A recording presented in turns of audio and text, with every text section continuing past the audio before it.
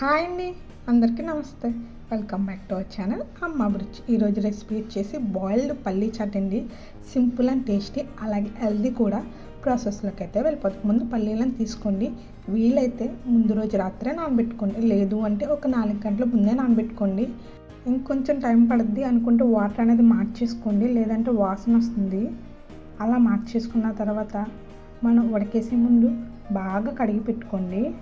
Water అనేది పెద్ద ఎక్కువ పట్టదు, చూసి వేసుకోండి.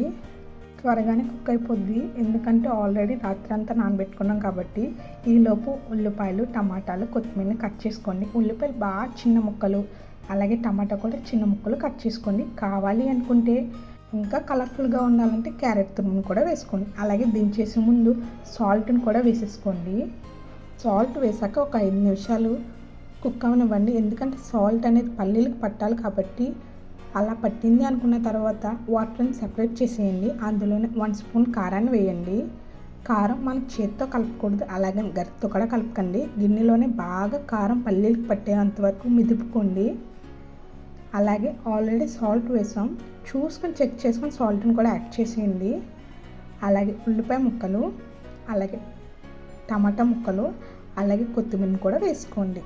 కావాలి అనుకుంటే క్యారెట్ని తురుముకొని కూడా వేసుకోవచ్చు, కానీ ఇలా ట్రై చేయండి, బాగుంటుంది.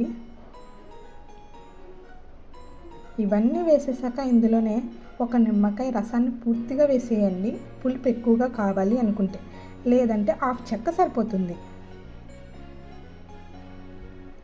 అందులో చేయి పెట్టకుండా, గరిటె పెట్టకుండా మాత్రమే గిన్నెలోనే మిదుపుకోవాలి. మొత్తం కలిసేంత వరకు ఒకసారి బాగా కుదిపేసుకోండి, మొత్తం కలిసిపోతుంది. అలాగే వీడియో నచ్చితే లైక్ చేయండి, షేర్ చేయండి. మరిన్ని వీడియోల కోసం నా ఛానల్ ఇప్పుడే సబ్స్క్రైబ్ చేయండి. అలా నిమ్మకాయ కూడా పిండేసిన తర్వాత మొత్తం కలిసేంత వరకు కలుపుకోవాలి. మీరు కూడా ఎలా ట్రై చేస్తారో లేదో కామెంట్ చేయండి.